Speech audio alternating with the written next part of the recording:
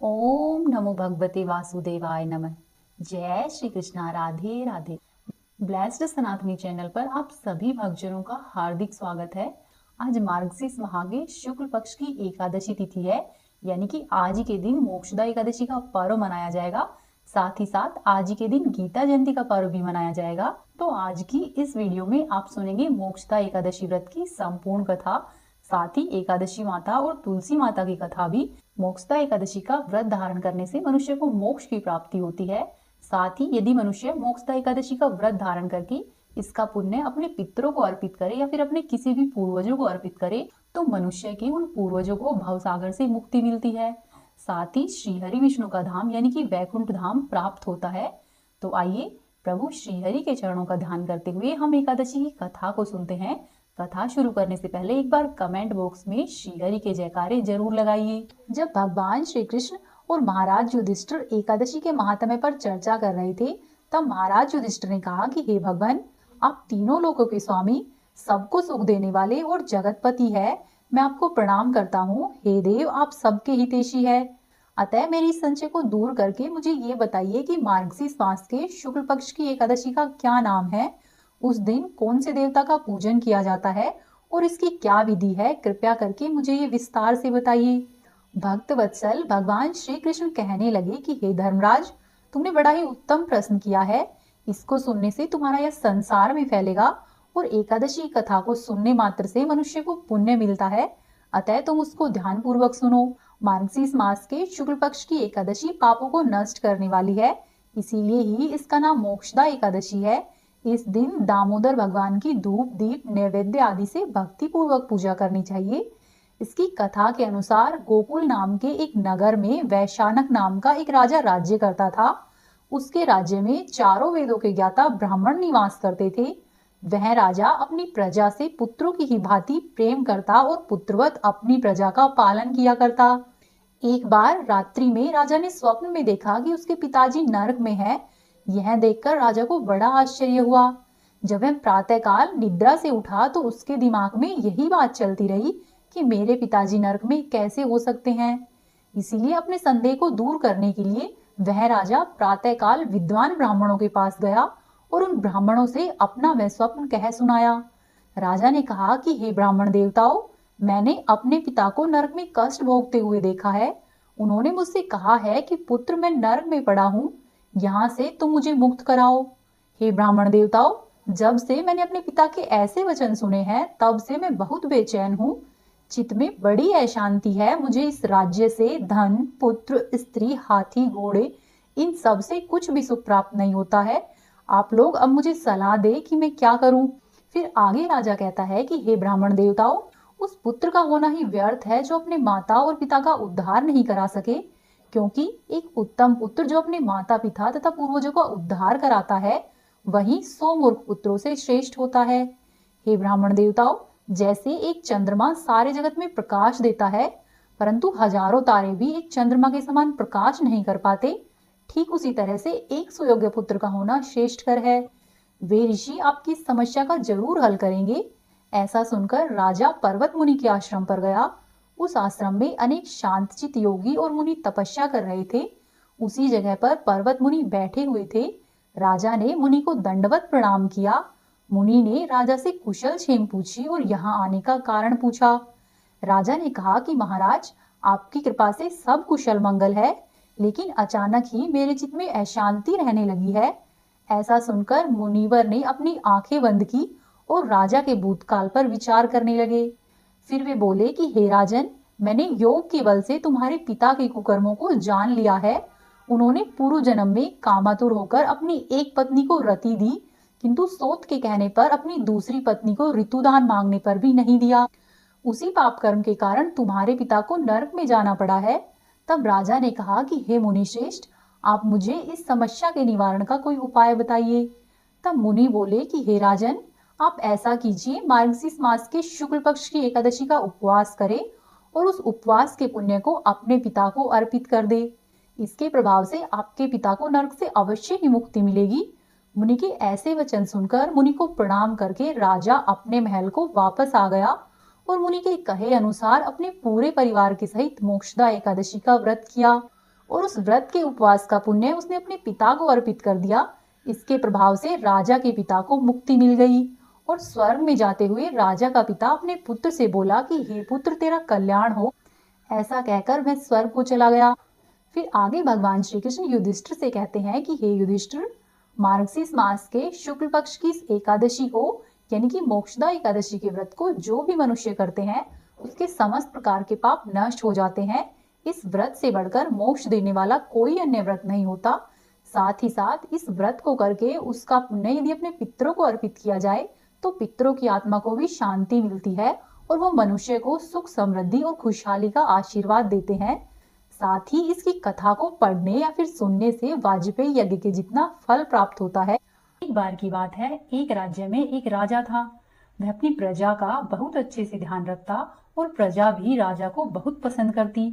उस राजा की 2 बेटियां थी। राजा अपनी दोनों बेटियों से बहुत प्रेम करता था। राजा की छोटी बेटी दिखने में बहुत सुंदर थी और राजा की बड़ी बेटी छोटी बेटी के मुकाबले थोड़ी कम सुंदर थी। राजा की छोटी बेटी एकादशी माता की पूजा किया करती और सभी लोगों से बहुत ही प्रेम पूर्वक विनम्रता से बातें किया करती।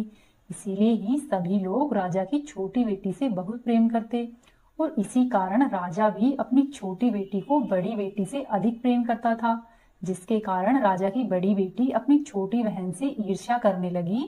राजा की दोनों बेटियां धीरे धीरे बड़ी होने लगी। जब वे बड़ी हो गई तो पड़ोस के ही एक राज्य में रहने वाले राजकुमार राजा की बड़ी बेटी के लिए रिश्ता लेकर आया। लेकिन जैसे ही उस राजकुमार की नजर राजा की छोटी बेटी पर पड़ी तो वह राजकुमार राजा की छोटी बेटी पर आकर्षित हो गया और वह राजा की छोटी बेटी से विवाह करने के बारे में सोचने लगा। उस राजकुमार ने राजा की बड़ी बेटी के साथ विवाह करने से मना कर दिया और उसने राजा से कहा कि मैं आपकी छोटी बेटी से विवाह करना चाहता हूँ। यह सब देखकर राजा की बड़ी बेटी को अपनी बहन पर बहुत अधिक क्रोध आया। साथ ही राजा की बड़ी बेटी अपनी छोटी बहन को अपना सबसे बड़ा दुश्मन मानने लगी। राजा की बड़ी बेटी ने अपनी छोटी बहन से बदला लेने का निर्णय किया और उसने अपनी बहन को जान से मारने का निश्चय किया। वह उसको मारने के लिए विभिन्न प्रकार के उपाय सोचने लगी और राजा की बड़ी बेटी ने अपनी बहन को मारने के लिए सबसे पहले एक लड्डू में जहर मिलाकर अपनी बहन को दिया और उससे लड्डू खाने के लिए कहा। लेकिन लड्डू खाने के बाद भी छोटी बहन को कुछ नहीं हुआ। यह देखकर उसकी बड़ी बहन बहुत ही आश्चर्यचकित हुई, लेकिन बड़ी बहन ने हार नहीं मानी। जब उसकी छोटी बहन रात को कमरे में सो रही थी तो उसने मटके में सांप रखकर उसके कमरे में छोड़ दिया, लेकिन सांप ने भी छोटी बहन को नहीं काटा। जिसके बाद बड़ी बहन ने अपनी छोटी बहन से कहा कि चलो हम लोग कुएं से पानी भर कर लाते हैं और फिर दोनों कुएं पर पानी भरने के लिए गई।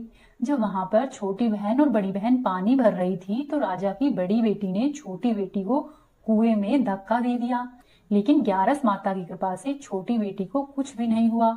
उधर बड़ी बेटी के बहुत अधिक प्रयास करने के बाद भी जब उसे सफलता नहीं मिली तो वह और अधिक क्रोधित हो गई और उसने अपनी छोटी बहन के पास जाकर उससे प्रश्न किया कि मेरी छोटी बहन, क्या तुमको पता है कि भगवान ने सबकी मृत्यु एक निश्चित समय पर लिखी है और साथ ही यह भी पता होता है कि उसकी मृत्यु कब व कैसे होगी। क्या तुम यह जानती हो कि तुम्हारी मृत्यु कब और किस प्रकार से होगी? तब राजा की छोटी बेटी ने कहा कि हाँ दीदी, मैं तो जानती हूँ मेरी मृत्यु कैसे होगी। राजा की छोटी बेटी से यह सब बात सुनकर बड़ी बेटी मन ही मन बहुत अधिक प्रसन्न हुई। तब छोटी बहन ने अपनी बड़ी बहन को बताया कि मेरी मृत्यु तो एक तोते में है, जो कि तोते के गले में एक हार है, उससे मेरी मृत्यु होगी।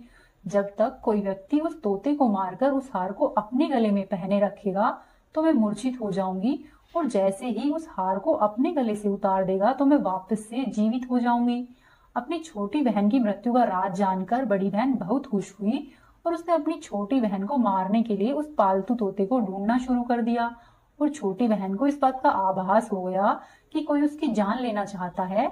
इसीलिए वह अपने पिताजी के पास गई और कहने लगी कि पिताजी, मेरी मृत्यु के बाद आप मुझे जलाइएगा नहीं, आप मुझे पुरानी हवेली में एक पलंग पर लेटाकर छोड़ दीजिएगा।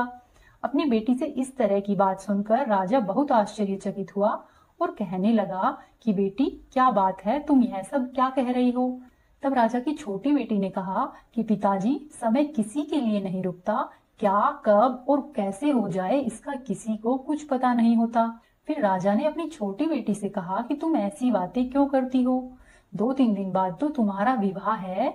लेकिन छोटी बेटी ने अपने पिताजी को ऐसा करने के लिए मजबूर कर दिया और उनसे वचन भी ले लिया, जिससे कि राजा ने भी अपनी छोटी बेटी की बात स्वीकार कर ली।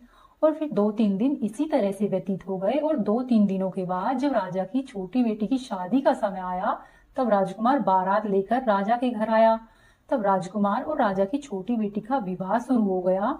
और जैसे ही राजा की छोटी बेटी राजकुमार के साथ फेरे लेने लगी, तो उसकी बड़ी बहन ने अपनी छोटी बहन के कमरे में जाकर उसके तोते को पकड़ लिया और उसके तोते को जान से मार दिया। और तोते के गले में जो हार था, उस हार को राजा की बड़ी बेटी ने अपने गले में पहन लिया। और जैसे ही बड़ी बहन ने उस हार को अपने गले में पहना, तो उधर दूसरी तरफ राजा की छोटी बेटी ने 3.5 ही फेरे लिए थे और वह तुरंत ही मूर्छित हो गई।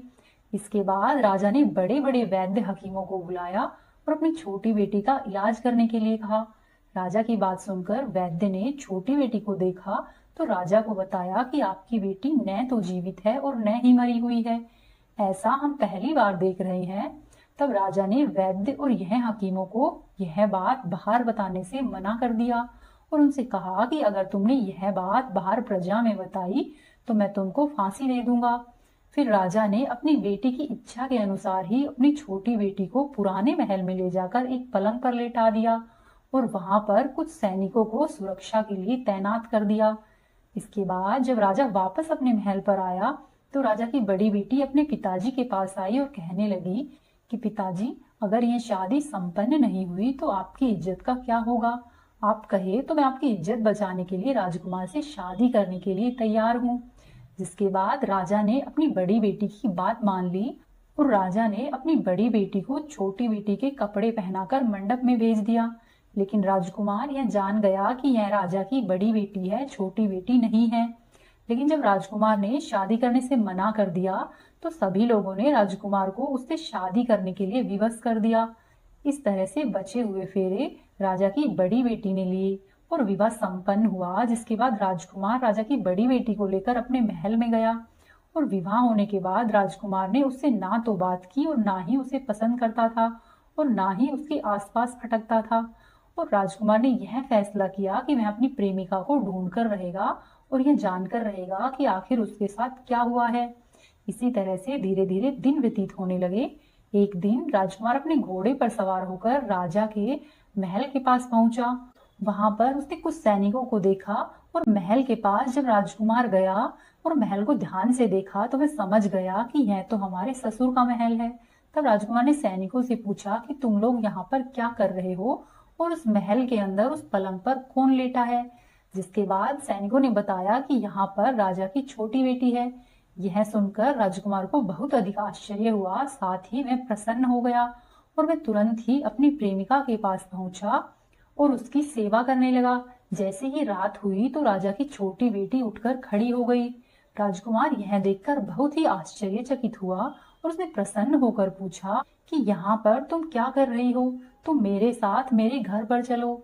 तब राजा की छोटी बेटी ने राजकुमार को सारी बातें कह सुनाई और बताया कि मेरी जान एक तोते में बसती थी। यह बात मैंने सिर्फ अपनी बहन को बताई थी और मुझे पता है कि उसने ही मुझे मारने का प्रयास किया है। उसके पास एक हार है जिसको वह सुबह पहन लेती है और रात्रि में उतार देती है। जब तक वह हार को पहनकर रखती है तब तक मैं मूर्छित रहती हूँ और जैसे ही वह हार को उतार देती है मैं फिर से जीवित हो जाती हूँ। और जब तक मेरी बहन के पास वह हार रहेगा तब तक मैं जीवित और मूर्छित होती रहूंगी। अगर मेरी बड़ी बहन के पास जो हार है वो मेरे हाथ लग जाए तो मैं हमेशा के लिए जीवित हो जाऊंगी। राजकुमार यह सब बातें सुनकर राजा की छोटी बेटी के पास रहने का निर्णय लेता है और उसने अपने बचे हुए सारे फेरे उस बेटी के साथ ही संपन्न किए और इस तरह से अपना विवाह पूर्ण कर लिया और वहीं पर ही वह रहने लग गया। देखते ही देखते कुछ समय में राजा की छोटी बेटी यानी कि राजकुमार की पत्नी गर्भवती हो गई। एक दिन राजकुमार को किसी काम से बाहर जाना पड़ा। तब छोटी बहन के पेट में बहुत तेज से दर्द होने लगा। जिसके बाद उसने माता का नाम लिया और एकादशी माता को याद किया। वहां पर एकादशी माता प्रकट हुई और उन्होंने अपने भक्त के दर्द को दूर किया और एक पुत्र की प्राप्ति करवाई। और फिर वहीं पर अचानक से राजकुमार भी आ गया। राजकुमार ने ग्यारस माता को देखा तो वह आश्चर्यचकित हो गया और उसने तुरंत ही ग्यारस माता को प्रणाम किया। तब माता ने राजकुमार से कहा कि जब यह तुम्हारा पुत्र 5 वर्ष का हो जाए तो तुम आकर अपनी पत्नी का हार इसके गले में डाल देना। देखते ही देखते समय व्यतीत हुआ और राजकुमार व राजा की छोटी बेटी का पुत्र 5 वर्ष का हो जाता है। तो राजकुमार अपने बेटे से कहता है कि बेटा, मैं कुछ काम से बाहर जा रहा हूँ, तुम अपनी माता का ध्यान रखना। और ऐसा कहकर वह वहां से चला जाता है। राजकुमार को वहां से बाहर निकलता हुआ बड़ी बहन के सैनिक देख लेते हैं और जाकर सारी बात बड़ी बहन को बता देते हैं। जिसके बाद बड़ी बहन अपनी छोटी बहन के पुत्र को वहां से उठवा लेती है और उसे मरवा देती है। छोटी बेटी के पुत्र के 2 टुकड़े करवा देती है। पहला टुकड़ा चक्की के पास छुपा देती है और दूसरा टुकड़ा अपने पलंग के नीचे रख लेती है। उसके बाद ग्यारस माता उनके घर पर भिखारी का रूप लेकर आती है और भिखारिन के रूप में बड़ी बहन के पास जाती है और भिक्षा मांगती है। तब बड़ी बहन अपने नौकरों से कहती है कि जाकर दरवाजे पर जो भी है उसे भिक्षा दे दो।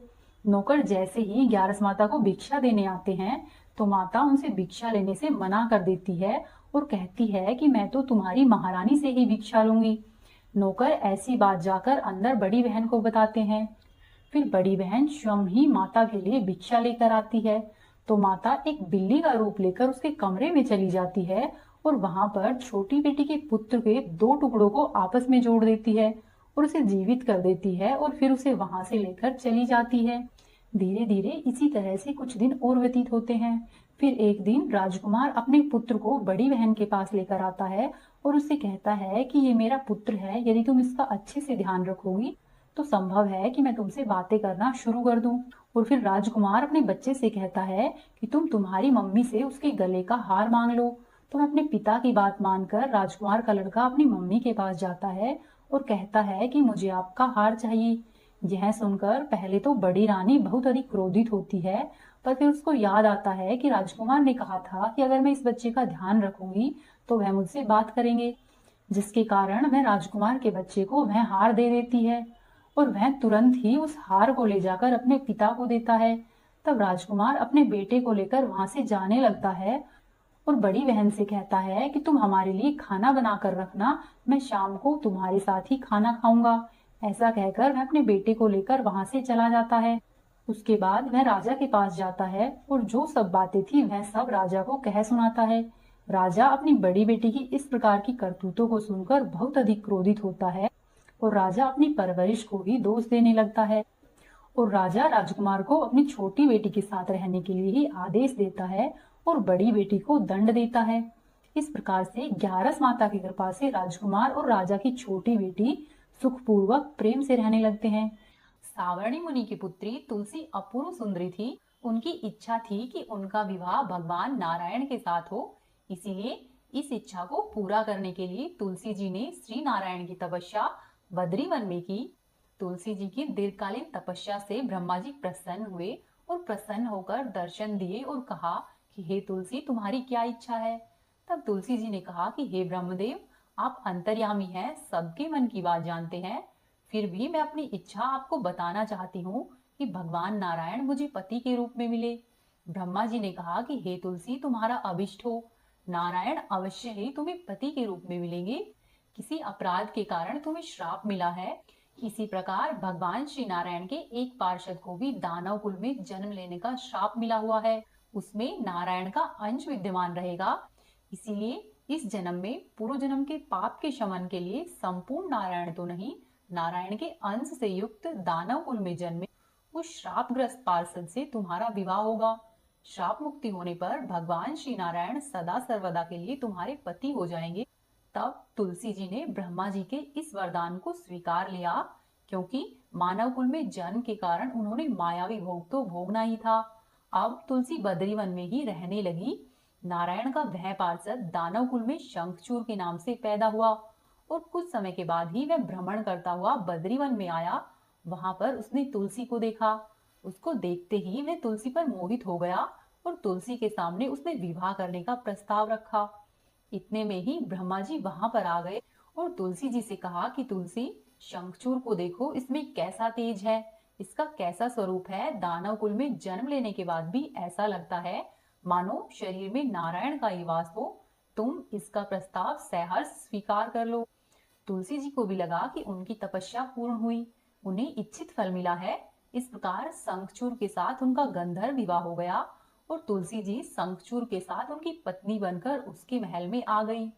शंखचूड़ ने अपनी परम सुंदरी सती साध्वी पत्नी तुलसी के साथ बहुत दिनों तक राज्य किया।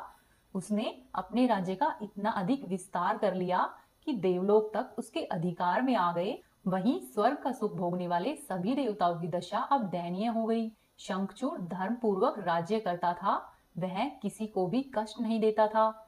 वहीं देवतागण अधिकार छिन जाने और राज्य छिन जाने से परेशान थे। तब सभी देवतागण मिलकर श्री ब्रह्मा जी, विष्णु जी और शिव जी की सभा में गए तथा सभी देवताओं ने अपनी विपत्ति कह सुनाई। तब ब्रह्मा जी ने कहा कि तुलसी परम साध्वी है, उसका विवाह मैंने ही शंखचूड़ से कराया था।